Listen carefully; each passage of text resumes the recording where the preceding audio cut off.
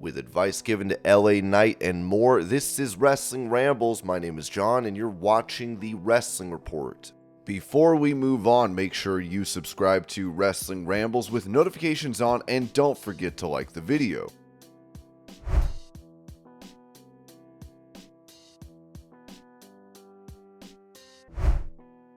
Giving praise to a former WWE star and producer for the company, Molly Holly told Wrestling Inc. So TJ Wilson, or Tyson Kidd, I guess in his wrestling name, he spends his off days at a pro wrestling ring helping any women that want to come work out with him and Natty. And then backstage, I see all the women go to him for advice. He really has studied the women's wrestling so much, he can say, oh, remember that match you had at NXT 3 years ago where you did this and that? I think you could incorporate that today. Just things where I'm like, how does he remember what somebody wrestled 3 years ago? So I would say that Tyson Kidd is really dedicated, and he doesn't really get as much recognition as he should.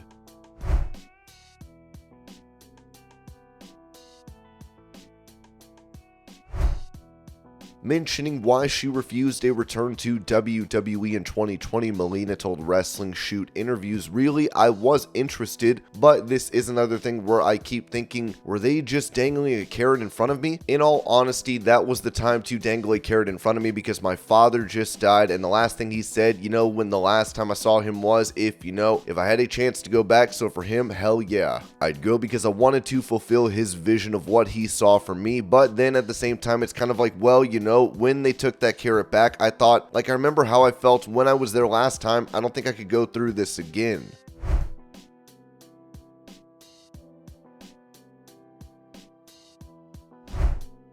In that same interview, Melina explained how being a manager made her a better professional wrestler, saying, the skills I learned as a manager really blew my mind. It is an art form. I don't know if it gets taught the same way, but it's a beautiful art where I sit there and I used to get yelled at a lot by mostly the girls saying, you just want to hang out with the guys. No, when they go over their matches, I stand there and I go over the matches with them. I need to know what they're doing, where they're at, what the moves are. I have to know every little thing. I have to know the guys on the other side, on the other team. I have to know every single person's movements because if somebody gets hurt, if somebody forgets, I have to know where to go, what to do, what's next, talk to the ref, all of these beautiful details. To me, it helped me more when it comes to learning how to wrestle.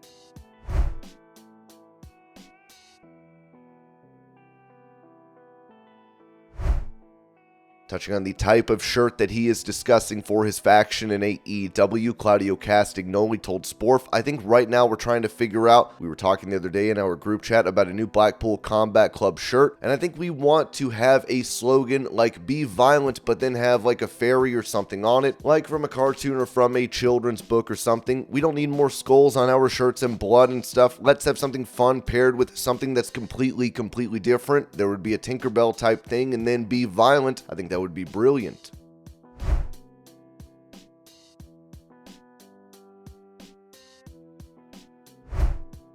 Addressing his release from WWE last month, former NXT star Quincy Elliott told PW Mania, to be honest with you, I sat through so many releases, it wasn't something that shocked me by any means. It's not something that necessarily hurts. It hurt because it was a dream of mine, but in the moment, I felt like, let me make moves and become an even bigger star than I was when I was in WWE. I took it more as a shot on the chin, and I'm not the one who just dwells on things. I'm appreciative I got to show the world myself, but now I get to show the world myself with no rules, restrictions, or handcuffs. I now get to be the Quincy I always wanted to be. There's plenty of things I want to do. I won't say them all because I want the world to be shocked, but I want to do more than just wrestling. I'm a very creative individual. I like to create art, and you'll get to see me in everything I want to do, whether that's making films or music. As far as wrestling goes, there's a lot I'd like to do in the indies. I feel like the indies are missing that spark that they had prior to WWE and AEW doing their thing. I feel like right now I'm in a position where people can use me and I can try to get the most buzz that I can. Honestly, I'd love to perform overseas. That's something I never got to do.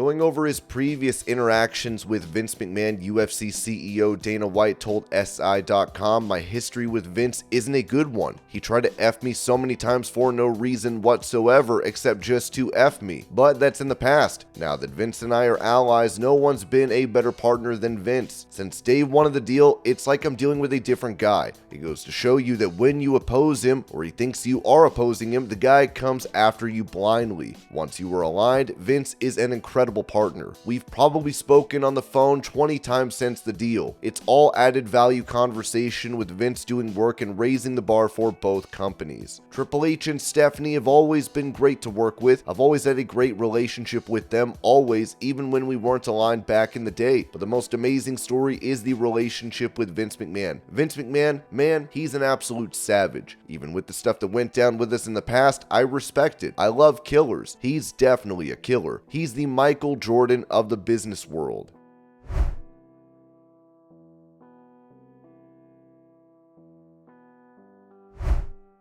Revealing what his life would be like if social media had been around during his heyday in pro wrestling, the Nature Boy Ric Flair told The Breakfast Club, well, he'd be in jail. We'd be conducting this interview from Rikers Island. Hello, Rick. Are you still in Rikers? Would you mind joining The Breakfast Club? It's the truth, though. Young Ric Flair.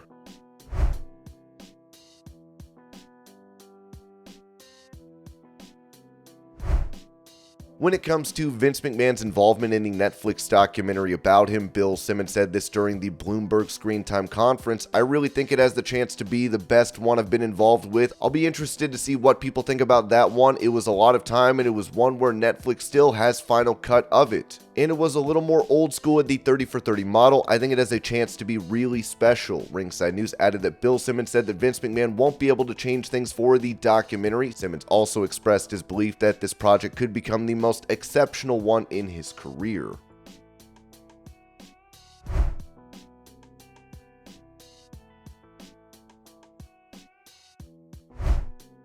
Contrasting his runs between ECW, WWE, and TNA, Rob Van Dam said on his One of a Kind podcast, "From my perspective, I always say ECW was the most fun for me, WWE made me the biggest star and the most money, and TNA was the easiest job that I had. In other words, it was the least amount of work for that money, especially when I first went there when we were doing it once every 2 weeks at Universal Studios. That was cake, especially when you're getting off the road from WWE and you would have done 8 to 10 matches on average in those same 2 weeks."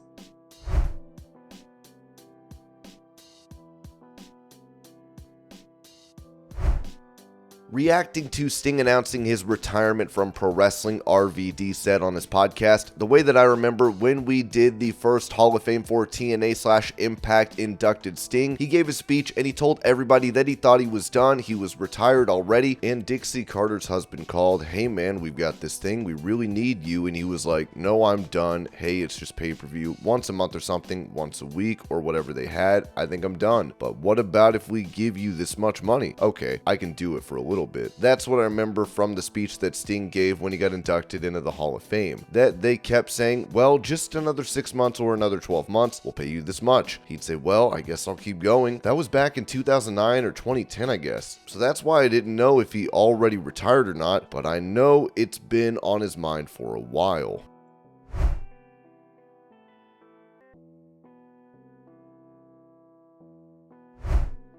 Calling out AEW President Tony Khan over the role of quarters angle between MJF and Juice Robinson, especially given not only the nature of it, but the ongoing conflict between Israel and Palestine, Eric Bischoff said on his Strictly Business podcast, "The judgment to use anti-Semitism as the premise for a story under these circumstances reflects a lack of judgment both on MJF's part and, more importantly, on Tony Khan's part."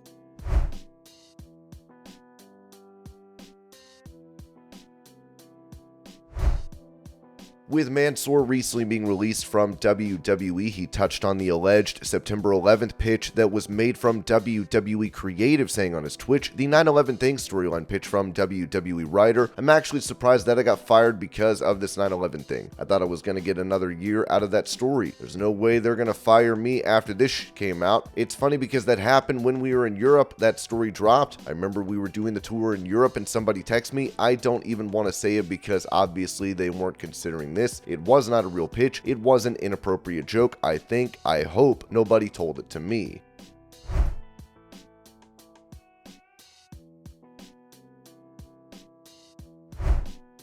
Explaining what LA Knight needs to do to progress his WWE career. Bully Ray said on Busted Open Radio, where's the depth to LA Knight other than Timberland's jeans, cool vest, cool glasses, great look, handsome man? That's all great. That's all tip of the iceberg. If you really want people to be invested in LA Knight, we need to know what lies beneath. I know what lies beneath Cody Rhodes. It's the Rhodes name. It's finishing the story not only for himself, but for his father and family. There's more to LA Knight that fans can get into, like a Stone Cold. I just think the WWE knows they have to keep LA Knight compartmentalized until this Cody story ends. Coming out of Survivor Series, you don't want anybody to be a bigger star than Cody. And this was your Pro Wrestling News Update. I hope you're all having a great day. Thank you so much for watching, and I'll see y'all later.